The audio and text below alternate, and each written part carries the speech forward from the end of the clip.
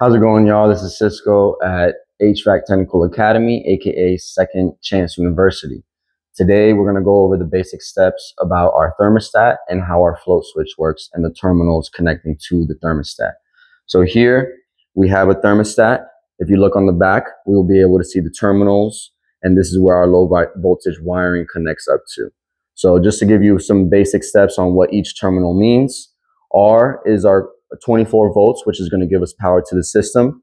G is our call for the air handler blower motor. Y is going to be our call for the condenser fan motor. O is going to be our reversing valve that energizes in cool mode. So all of these first terminals are when you have a heat pump that energizes in cool mode. Now, when you have a heat pump that energizes in heat mode, now we're going to go to our B, which is our reversing valve that energizes in heat mode. Then we're going to have a W. Sometimes there's a W plus WE. Just W is our call for the heat strip. W-E is our call for the emergency heat. And then we're going to have W2, which is our call for the stage 2 of the heat. All right. So those are just the basic steps, terminals, and what they mean. And so now we're going to go over to our float switch, this little device right here.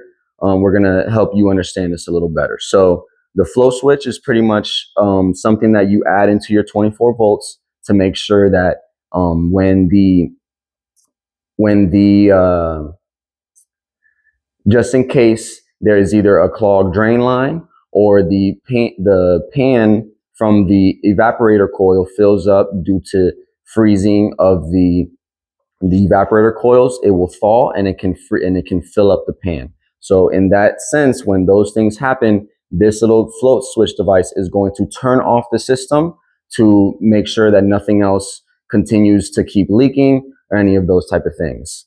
So hopefully that helps you better understand the terminals on the thermostat and exactly how this little float switch device works.